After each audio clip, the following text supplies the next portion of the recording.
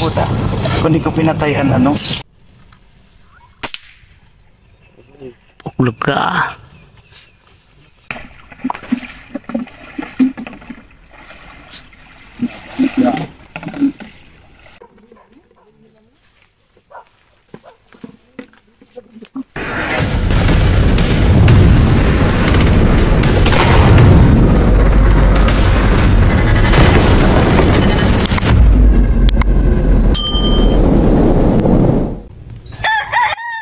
What's up mga katangko? Good morning, good morning. Kung nakikita nyo madilim pa ang aming paligid dahil umalis kami sa aming mga bahay ng 4:30 pa lang ng madaling araw. So, ibig sabihin pagdating namin dito ay 5:30 nandito na kami sa spot namin at isang oras namin ito nilakad mula sa aming mga bahay.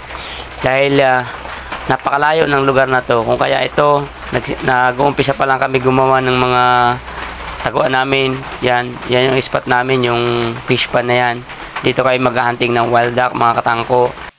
Maaga talaga kami umaalis sa bahay para pagdating dito gagawa na agad kami ng taguan dahil ang mga wild duck mga katangko pag ano pa lang ng araw, pag liwanag pa lang nandyan na sila, dumadapo na agad sila. Kaya ito nakapwesto na kami mga katangko dahil natapos na namin. Ganyan lang pala yung taguan namin ginagawa, medyo para kitang-kita yung mga wild duck na dumadapo, kahit mga tikling, lahat ng mga dumadapo, kitang-kita pagka ganyan lang yung taguan mo. Nagsisita pa lang kami dito mga katangko ng aming mga baril. At yung dala-dala ni katangko Lanlan, PCP, at yung dalawa kong kasama, si katangko dyan, arms core lang ang dala-dala nila. At syempre ako naman, ang dala ko CP lang. Dahil ako lang yung taga-video nila. O ayan, sinisit up pa lang ng kasama namin. At habang mga katangko, sinisit up nila yung kanilang baril, may dumapo agad na isa. At yan, binanatan agad ni katangko Lanlan. Tingnan yung mga katangko.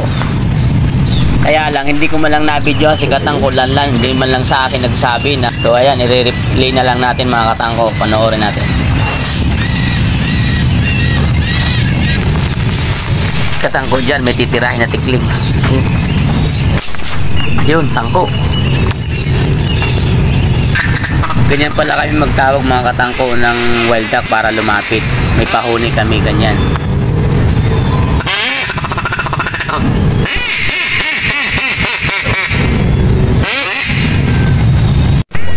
At syempre mga katangko, pupulutin muna ni katangko dyan ang nalaglag at gagawin niya itong decoy para mas marami ang lumapit. Kasi pag nakita ng mga wild duck na lumilipad na may decoy, akala nila buhay yung, kaya lalanting talaga sila. At syempre may pahuni pa kami, may dala-dala kaming speaker para mas mabilis maririnig ng mga wild duck, lalapit sila. At yan, ginagawa na ni katangko dyan, tinutuhog ng kawayan at itutusok yan dyan sa may tubig. Dapat mga katangko nakalutang para medyo hindi mahalata ng mga wild duck, kasi mailap ang mga wild duck pag nakita nila yan. Kahit yung decoy na dala namin, may dala-dala kaming dalawang decoy, pag nakita niya yan, hindi yan lalapitan, malayo ang distansya yan, decoy yan. Kailangan medyo malayo ang distansya kasi mahilap ang mga wild duck. Tama na yan. Tama na.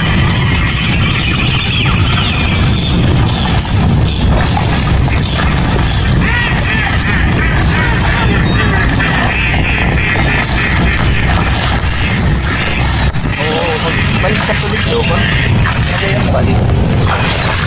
Ano yung nagpatama nila? Kuha na ito.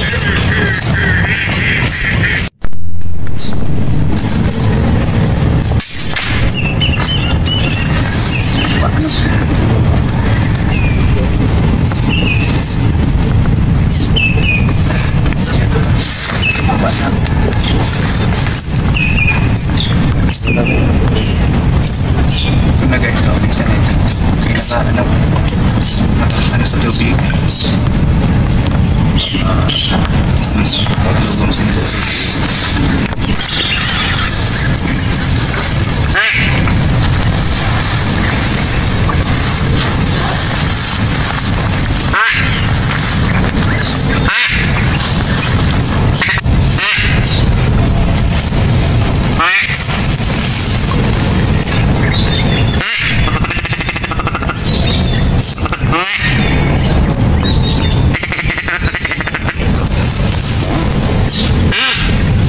puta. Kung hindi ko pinatayan, pinatay ko kaya ang speaker. Kung hindi ko pinatay ang speaker, dapat na ito. Yan na.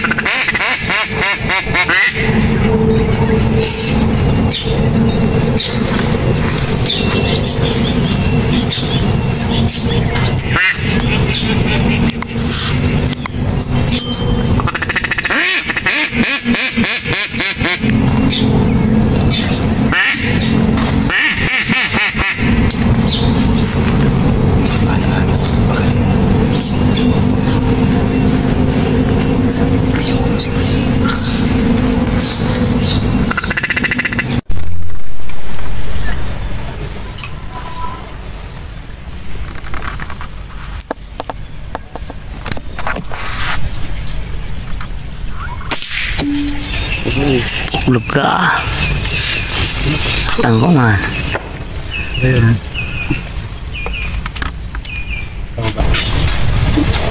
Pupulutin ko muna mga katangko. Yung nalaglag ni katangko lanlan. Bato-bato yan.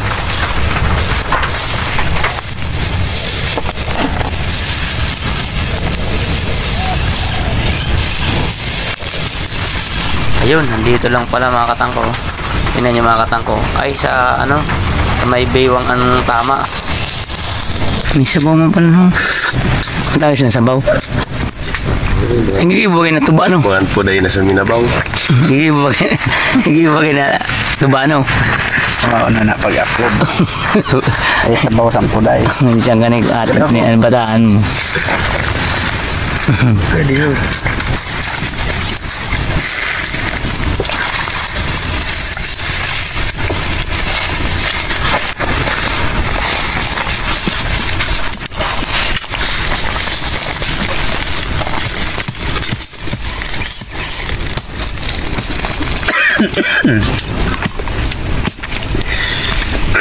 Puta, berarti pertama.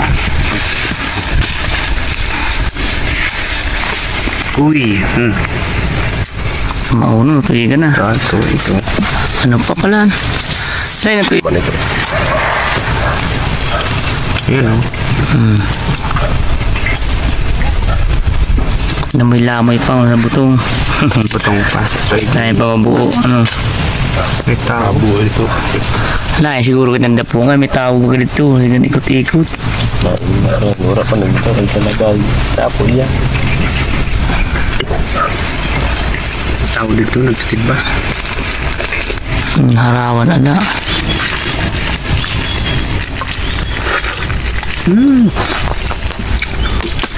Sira? Kami. Gamit.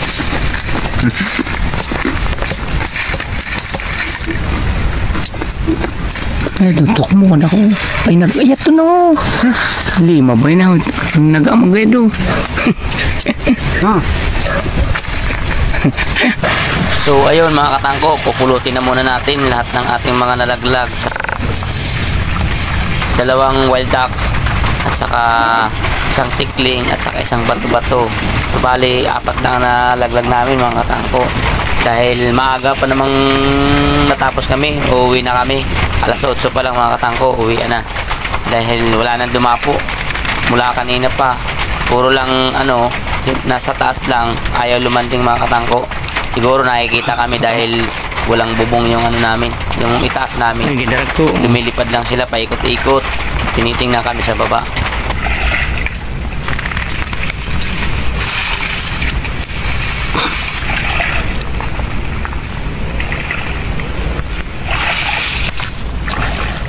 Pwede yan, lalaki.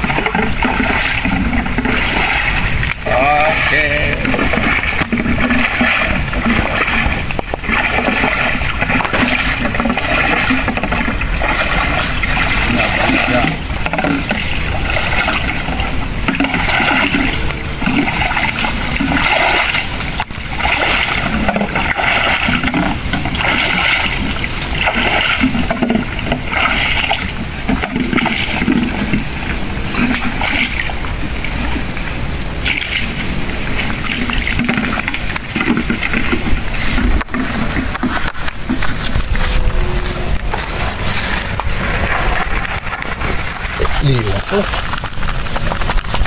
Parang liwa mo ka na. Kukunan pa ng liwa siya na siya.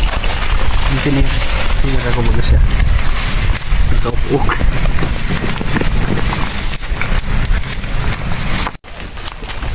So ayun mga katangko, uwi na tayo. At habang naglalakad ako mga katangko pa uwi, shoutout ko kayo. So sa mga gustong magpa-shoutout, message lang kayo sa akin at shoutout natin. Ayun, maraming salamat mga katangko. Stay tuned lang. Oh, nandito rin pala yung mga kasama namin, no. Susunduin na kami, pasalubong namin, no. Ayun, may mga laglag din sila, bali 4 din yata ang nalaglag. Isang wild duck din, saka isang bato-bato, isang tikling. Ayan mga katangko, mga kasama namin. Dundo na yan.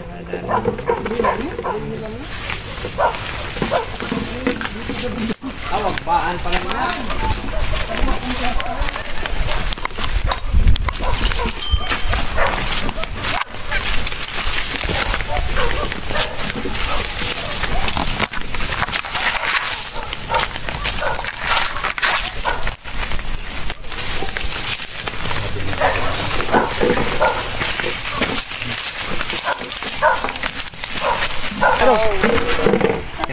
Kami kalubya. Kampang kanini, ang sarok pa naka ano? Tama. Ang sarok naka kadako. Pag dapo sa iyo sabay duwa, pasaro-saro man. Saro-saro. Oh, mo kay pasaro-saro ang dapo. Saro-saro. Amo man ito sarok. Silang 4 mga katangko, mga PCP ang dala. At itong dalawa naman to, puro arms core lang ang dala nila. Pero may mga scope din. Yan, silang 4 na yan. Puro PCP ang dala niyan. No? Ang gaganda ng mga erga nila. Sana makabili rin ako ng ganyan. Balang araw mga katangko, magkakaganyan din tayo. Siyempre, hanggang pangarap lang muna tayo kasi medyo mahal.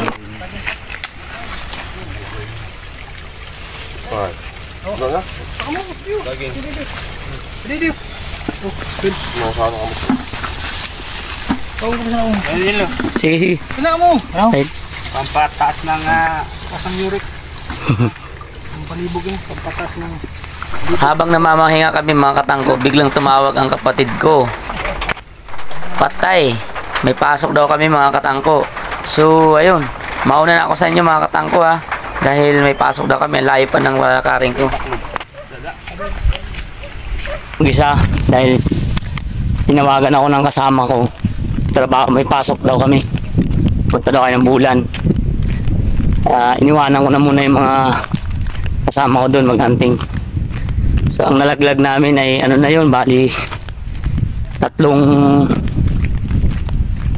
well duck saka dalawang bato-bato. Sa marami-rami na rin, siguro mga 8 na. Kaya iniwan ko bigla sila. Kaya nga lalayo.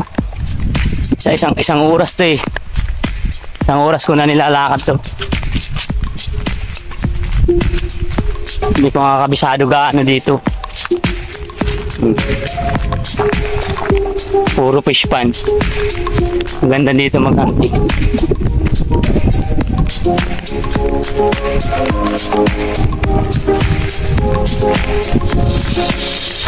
Init. Grabing init mga katangko.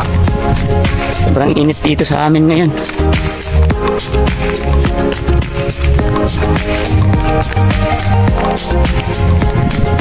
Madaling araw pa kami umalis kanina eh. 4:30. Umalis na kami dun sa bahay. Dumating kami dun sa spot mga alas 5:30. Ganun din. So, isang oras ang lakad namin. Pero ayos. Nakatatlong wild duck. Pagliwanag pa lang nakaalaglag na agad yung kasama ko si ang ulanlan. Isang nalaglag agad niya. So, ang oras ngayon ay mag-11 na.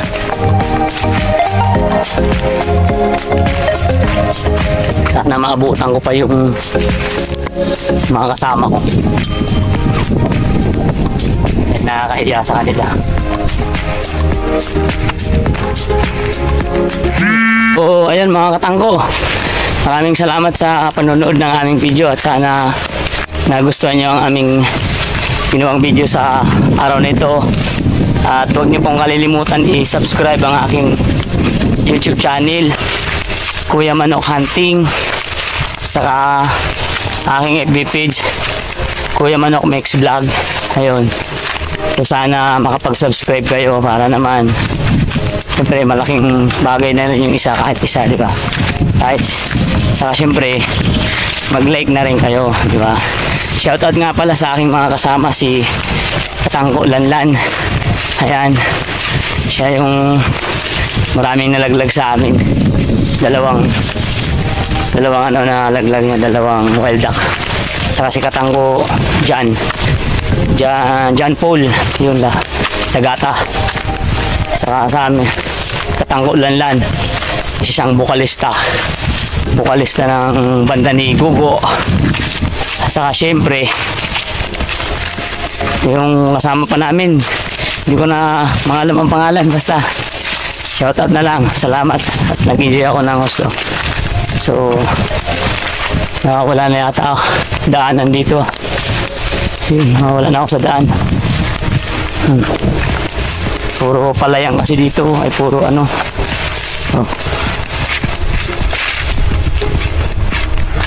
Layo-layo yung kalsada na yun. Sobrang init mga katangko. Sobrang init. Nagmamadali tayo ngayon dahil may pasok pa. Alas 11 na.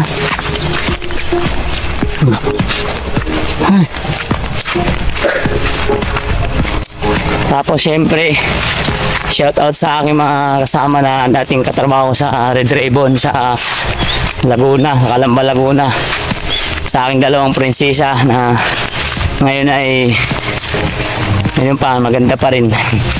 Si Irene Suarez, shout out. Mga taga Bicolana, sa Kamsor, saka si Cheryl Kadag. Yun.